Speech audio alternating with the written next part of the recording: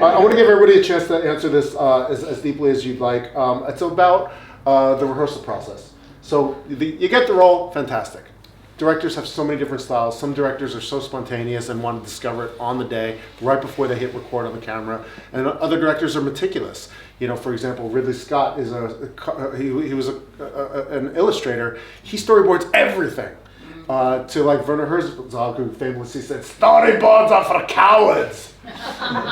Or even Steven Spielberg, who's like, "I am in fear until we rehearse right before we shoot because I'm finally on set and I see the actors and I see the props and I see the set and it's all there and now we're going to discover it together right before we shoot, and that's the most exciting time." So whether you're Ridley Scott or Steven Spielberg, it doesn't matter what level you're at. Directors have such a huge array of preparation and exacting a vision, how much rehearsal they do, versus let's discover it on the spot. Nanji, you were saying you were really open to discovering it on the spot. I've done both, but I want everybody to have a chance to open discussion about what your style is and what works for you and how you like to prepare, how meticulous you are with shot lists, storyboards, exacting a vision, versus being willing to rely on the actor to like, show me what you got.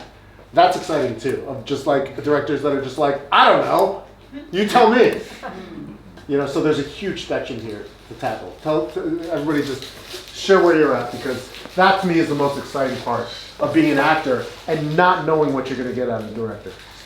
Okay, just for the record, I didn't show up on the set and point out saying, "Show me what you got! Show me what you got right now or else!" Every day he did that every day. No, I didn't. No, it's much more laid back than that.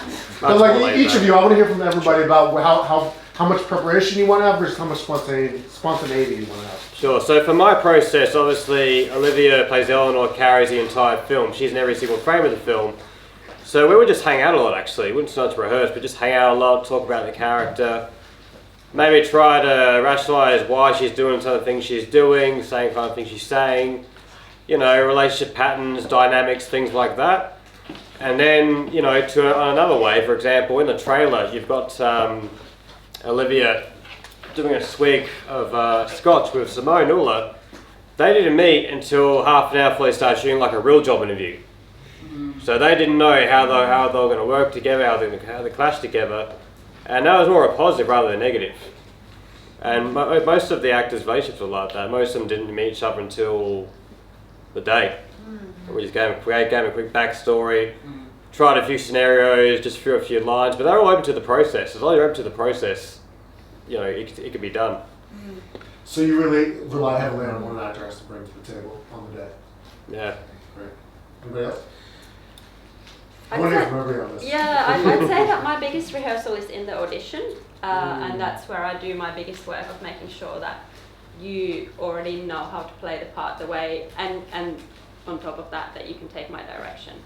Because if you can take my direction at the audition, then you will be able to take my direction on the set. And it really just depends on the size of the role and your experience, and of course the nature of the role. So for my feature films, I've usually only done rehearsals with the lead characters. If you have a smaller role that comes in for a day or a couple of days, you probably won't get a rehearsal. That's then me relying on my casting ability, that I'll know how to cast the right person, and you won't need a rehearsal. Of course, you're welcome to go and do your own rehearsals or at your own time. But say for example, for my first feature film, the lead character is a chainsaw carver. So I would take him to a house of a real chainsaw carver. We'd learn chainsaw carving skills with him. So it was more, and then also observe a chainsaw carver at work and their kind of their characteristics and how they carry themselves, and so it was more of an observation for the actor to be with a real chainsaw carver. Second feature film, leading character was his first feature, so I knew I needed to do more rehearsals. Plus, it was a really challenging part of a son who falls in love with his own biological mother. So there was quite a lot of rehearsing that went into that. Yes, it just depends on the size of the role, the kind of a role it is. Always different, yeah. It depends on the role. It depends on the project. But I really like what you said, Sarah, about like the audition being the first rehearsal. Like it's true, and it's like you kind of like when I'm watching actors audition in some part of my brain, because I've got lots of things in my brain. I'm like thinking logistics, I'm thinking configuration. I'm putting them next to each other with the other actors, being like, oh, does that work? And I'm also going. There's this parallel universe where we take this with this actor and go all the way. Do I want to hang out with this actor for a couple of months? How many times have I said that? How many times have I said that? Like, and I don't mean that. Like, I don't mean that. Like, listen, some people aren't going to gel. Sometimes when this is not going to happen, you want to get along with me. I'm not going to get along with you. Yeah. And that's just what it is. But it's like I'm going to put so much trust in that actor to carry this role, especially lead roles. So I need to know that and it's not so much that it's incredibly rare to be like, wow, that person was awful. I do not want to hang out with them. Although it does happen. It's more like most of the time you're like, oh yeah, they were great. Then occasionally you're like, oh wow, we just really clicked. It's normally more that, so don't only get. And you have no control over it. It is a randomized chance thing. It just sort of happens. But it is, and then again, so it's like, great, we get along. That's awesome. Now I'm going to take direction. How are their offers? How are their instincts? Have they thought about the character? Also, and then it sort of goes, layers and layers. But as far as rehearsal goes, it depends. Like lead kind of roles that have more than like less than like 4 days on roll, 3 days on set, probably not going to rehearse it. But anything more than that, absolutely. And it depends. The rehearsals depend on what the role is. Sometimes for kids, we had a couple of kids in the film, and it was important to just improvise with them, just have them to hang out with the parent, and to just hang out and do stuff. And we had to like get a couple of assets because we needed some family photos for this film. So we were like. I didn't know what I was going to do. I was like, I don't know what I'm going to do. I don't know how to work with kids. I have children, but I don't know how to work with child actors. It's a new thing. Like at work, like they're working, they're 6 and they're doing a job, Anyway, it was really interesting. And I was like, so what do? I need to take these photos of this guy with his daughter. And so then I was like, oh wait, I just get him to do things. So I'm wandering around. I actually went to RMIT campus. I worked there, and I was like, we're going to play this gigantic chess set. I'm like, do you know how to play chess? And she's like, yeah. I'm like, can you guys play chess? Can you teach us some tips? And I got them to do that, and I'm like, great. We took our photos to the family sort of stuff. And then I realized it was going, I'm like, oh wait, this is rehearsing right now. We're doing the rehearsing. Because it was kind of at the end, or I think it was before we were going to rehearse some of the, kind of talk about backstory and kind of feel through some scenes a little bit. But then I was like, wait. I was doing it all along. So sometimes there's some serendipitous sort of stuff where you set up, we set directors, we set up a scenario, and sometimes it's intentional, sometimes it's unintentional, and it becomes like you're actually building things just by hanging out. Just by hanging out and building a connection, getting together kind of common references and ideas and things you're both into. I also did an improvised short once, and we built the script like a Mike Leigh style. We built the script from rehearsals. Now, we did that, then I went away and kind of worked out what I wanted in all the scenes, then we came back once we'd sort of so we basically self-devised it, like a self-devised theatre piece. Then we came back and rehearsed those scenes like a play. And then so when we'd play them out again on set, we improvised everything, but we knew all the dot points. We knew the key lines, a couple of moments. That was like a 20-minute short. It was like 100 hours of rehearsal. So that was a very intensive but unique process. Whereas with the feature, we rehearsed as much as we could. We would go through scenes, but try not to kind of like, to run them to death. We sort of, it was more about actually building moments before, moments after, and fleshing out dynamics, talking about their story and backstory, and then exploring it. You're going, well, let's get it up. And what happens if you do get it when she first, when she does miss her 18th birthday, and then there's the morning after she comes, mum comes home, and the daughter's there, and what happened? What's the conversation like? So we did stuff like that. So yeah, it's a big answer because there's so many different styles for different kind of questions. But I mean, I'm a very actor-centric kind of director, so I will play a lot with actors as much as I can honestly get them in the room. So I'll rehearse as much as we can, but I won't always be running the scene to death. It's not like theatre in the same kind of way where you're working up to performance. It's for me, I'm trying to capture something impulsive and immediate on set, so I try not to run it too much. Maybe I'll feel some blocking out, especially if it's intimacy or violent. Like fight stuff, of course, that has to be done. That's actually much more technical than it is, another sort of, kind of thing. Yeah. It also does depend on the actor as well. Sure. So, like I definitely changed depending on the film. So Marital Problems, my first feature, we rehearsed for 9 months because it's very dialogue heavy, which one of my leads knew the script off by heart after the first month. And then we get to shooting and another one of my leads goes, "Oh dear, what's my line again?" I'm like, "We've been doing this for 9 months." So it really does depend on the actor. Some actors I find work better with rehearsals. Others work better when they find it on the day. It really depends who you're working with.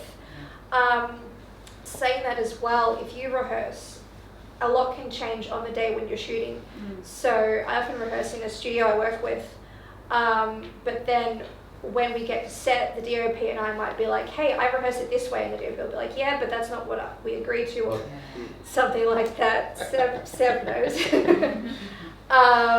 Or maybe our location pulled out last minute, and so all my rehearsals out the window, and oh god, we gotta, change everything, and oh, the blocking is completely different. We have to make do. So it depends on every project and every actor. A friend of mine who's might have been a lead for me many times, he can memorize a script like that, but he hates rehearsals. He doesn't like them. He just likes to get in there, and he's the kind of actor where the first or second take are the best. Third take kind of loses it a little bit.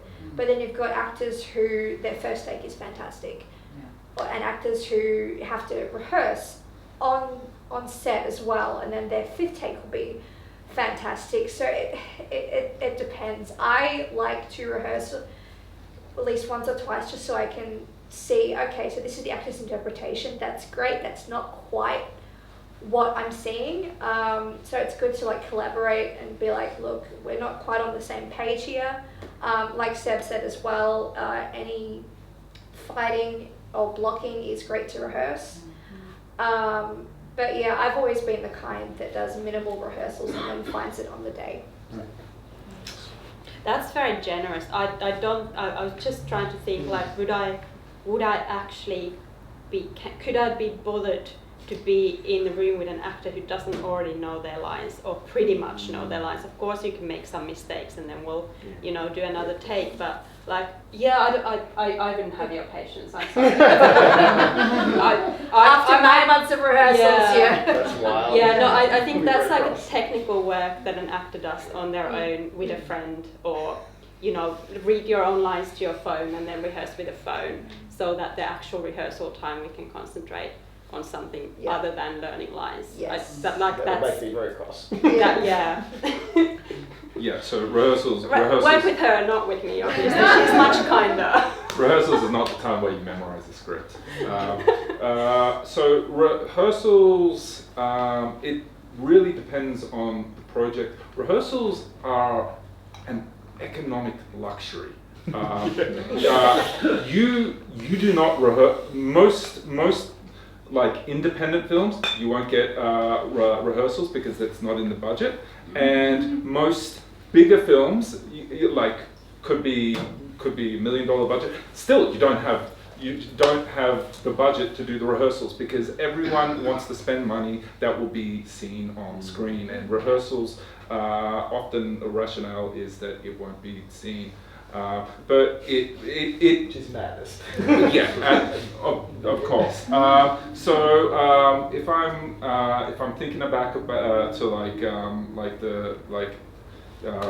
comedy series stuff that I did for ClickView, often there were no rehearsals because we couldn't afford to pay the actors to come before the shoot. But you would rehearse a couple times before you rolled, and for me, the rehearsals are only actually 50% about the actors. It's about getting the performance, but all of a sudden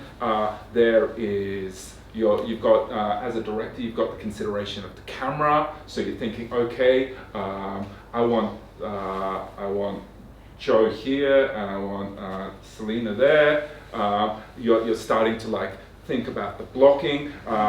The choreography becomes front of mind, and then also there's all the other distractions and chaos that is happening on the set. Dia coming up and saying, "Oh yeah, this Doug is 20 minutes late," and Joe is like crashed into like a bunch of Coles trolleys. What are we going to do about that? They want money for the car. And so, yeah, you're only 50% there. CCTV Nasty, I did a lot of rehearsals. So CCTV Nasty, I think we maybe did 10 days of rehearsals. And like the shoot itself was like 30 days. So that was a quarter of the shoot time was just meeting with the actors, and for me that was essential because CCTV Nasty doesn't have conventional coverage. A lot of the like you will film a scene and you'll be like, wow, I like the first half. From this angle, from like the over the shoulder, and then I like the second half from that. CCTV Nasty, because of the conceit of the always shooting in wide angle, didn't have that luxury, and so we had to take on more of a kind of theatre approach, and that meant that people had to hit their marks, and that like we had to work everything out logistically, and so yeah, that was a process. I would rock up and I would be like, the last time I'd seen the actor was during the audition, and I was like thinking, I like this and I like that, and I'd written down on the script like what I'd liked, and then I'd written down what I wanted to do, and then we'd do like kind of a read through, and we'd start to elaborate, like kind of concertina it out. You would do the read through, and you'd be like, okay, now this read through we're going to do it with blocking, and then the next read through, all right, we kind of got the blocking down. Let's like start to work on the characters and the dynamics, and it was kind of like a construction process till we actually got there. But yeah, rehearsals, they don't always happen. Sometimes you just have to like rock up and wing it and bring it. Fantastic, thank you. I want to ask one more question. We'll take a 10-minute break before we jump into actual production and shooting take to take. Just to encapsulate what we just spoke about, we'll start with Andrew and run down the line. So just to encapsulate, are you all about spontaneity and openness, or are you all about exacting a vision and preparation? And also, how does that relate to how open you are to an actor's improvisational skills and being spontaneous in the moment with unexpected moments and things that can, how, I think a lot of actors sometimes are fearful of straying from a script or doing something in the moment. And I want to have a quick little sort of encapsulation of that. So just reiterate where you're at with in terms of like exacting a surgical vision versus being open and loose, and how that relates to an actor's ability to be feeling that freedom of improv or spontaneous moments. Let's just run down the line. That's a good question. Obviously, I favour spontaneity. I didn't always favour spontaneity, because I wrote and directed 5 short films prior to How Deep Is the Ocean, and I was like, this is my life's work. This is my blood on this script, alright? No one's changed the words unless I say so. But back then I was a complete kid. Anyway, I went through that, and I went through a year where I stopped directing, like 4 years where I was just workshopping different scripts. I think I wrote 3 in that period. And then we got my friends, actors I didn't know, to just workshop it, and I found, wow, the stuff they come up with is actually better than what I've got here on the script. There's got to be some way to sustain this across an hour and 18 minutes, and there I am. So yeah, spontaneity, open-mindedness. The worst that can happen is it doesn't work, that's it. I love that. Thank you. Yeah, it's a tricky one. It depends on the project. I mean, the last feature we made was a scripted feature, and we'd gone through a number of drafts. We'd done rehearsals on it as well, so we'd kind of knocked around a lot of ideas about line changes in those rehearsals. So when we got on set, it was pretty locked. And I would always want at least one usable take of the scripted. I was open to some things being improvised, but because of the nature of that project, because it had been scripted in a number of drafts, because we felt very strongly about the script and about the way the dialogue flowed, and because we had rehearsals, I wasn't as open to to strain too much from the script. And not in a reductive way, because I had deep conversation with the actors about everything, and we'd gone back and forward, emails, messages, voicemail about it, sort of lines. It was a discussion that we had been open, and things had been changed. So yeah, that was the nature of that. I think if we had had a looser script, or like an improvised film like I did before, absolutely, would be definitely open to it. But even so, it's about that. Then it's still about the actors being very much on board. It's my responsibility to make sure the cast is on board with the world we're building, the characters we're building, and what's authentic and true to the scene, to the objective of the scene. Because yeah, I mean, you could easily riff off into all kinds of directions, but then I look like a dickhead because I didn't keep my handle on the wheel. That is what it comes down to. It's not about trying to like stranglehold. It's my life's work. It's just being like, well, I've got to deliver this thing, and so I have to keep my hand on the wheel. So that's kind of that's I guess a kind of measured response when it comes to improvisation, to kind of going. And also depends. I'd love to do a comedy where there is that openness to have bits where we riff. That I think would be very fun. That wasn't this. It was a tense, tight, like crime thriller. So that was not the kind of movie for that. But I would love to. And I think it was. I mean, yes, the times when I've let actors go fly, it is very, very fun, especially with comedy. So, yeah. So looking forward to doing more improvisation and spontaneity in the future. So first two films, Innuendo and Westermark Effect, were scripted. The Lies We Tell Ourselves that you saw a trailer of, Coma that you've got a postcard for, are both completely improvised.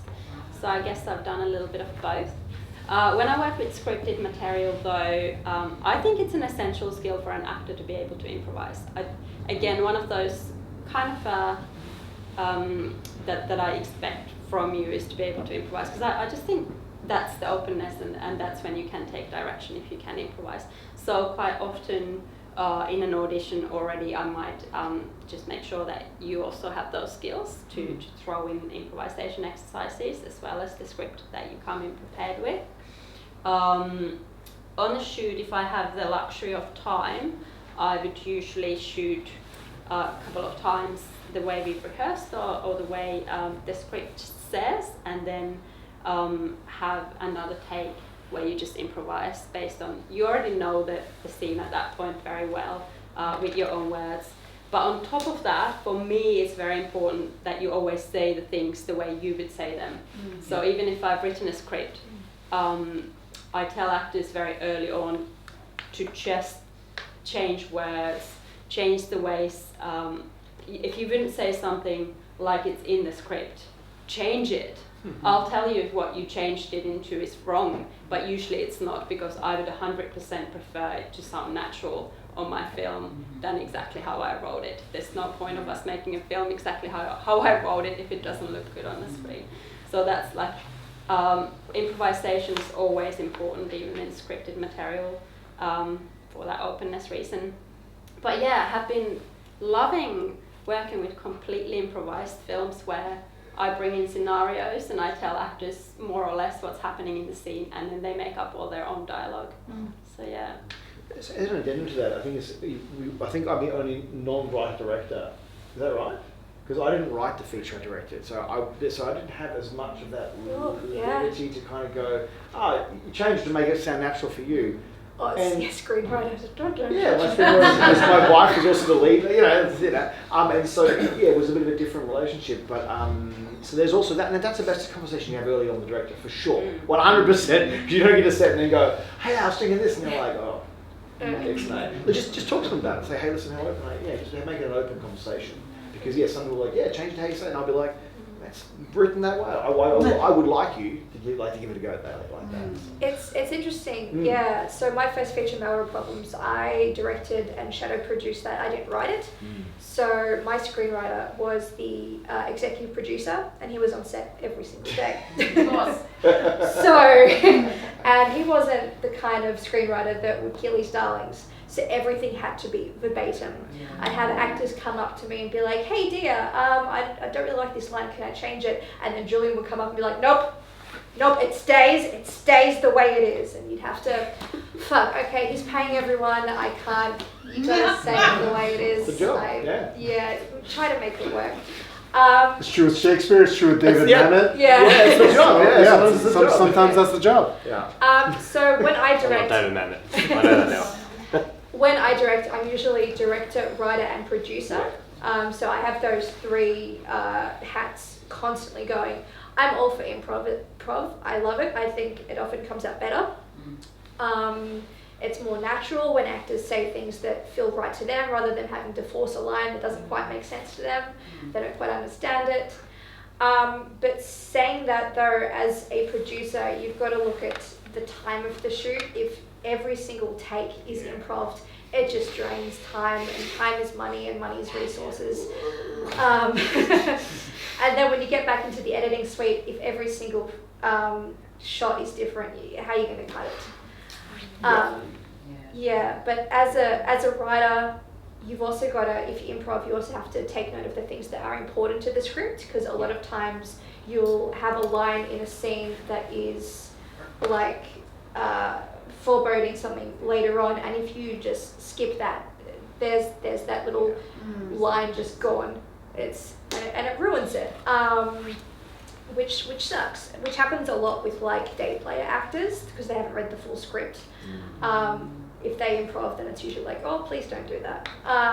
So yeah, as a writer, I would say make sure you discuss with the director about what you want to improv because it may affect the other scenes. As a director, I'm all for it. Go for it. Just discuss with me, and make sure that we're agreed. Film is a collaboration. If it feels normal to you, sweet. I don't want to force a line into your mouth that doesn't sound like normal human speech. So, as an actor, you're thinking about the character more than I am, because I'm thinking about all of the characters. I'm thinking about also the lights and the set and all that. So I want to hear what you have to say. If you have ideas, I want to hear those ideas. But there is a time and a place. Not every time we button on and call, not every time we clap the slate and you're standing somewhere in frame, not every shot is about you. Sometimes I think Sascha's had an experience. Sometimes we're rolling to get something from someone else, and all we need you to do is to soft lob something to them so that they can respond. And if you throw something new if you throw a curveball and they miss, or it just like changes the dynamic of the scene, we're thinking about the entire construction. And it might not be appropriate. So I would say when is improvising appropriate? It's appropriate in like the first maybe 3 takes. And then as we start to get coverage, as we start to like do other things, then what we're really looking for is like consistency. So I was speaking with an actor friend of mine that does lots and lots of theatre, and he was marvelous at like hitting his marks and being consistent, and it was fantastic. And we were, as all creative types do, we were like sitting down for a coffee and lamenting the state of the industry.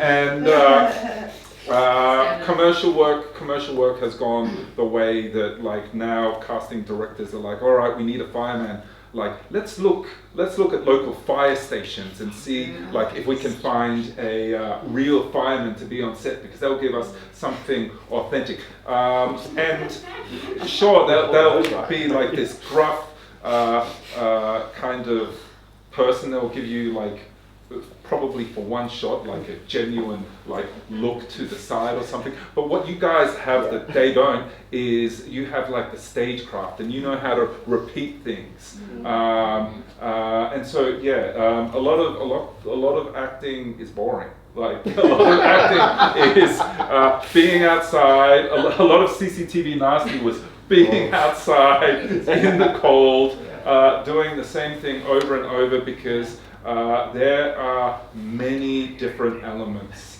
at play.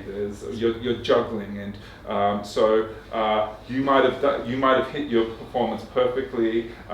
Maybe someone else didn't quite, and you just have to do it again for them. Can I say one more thing? Please.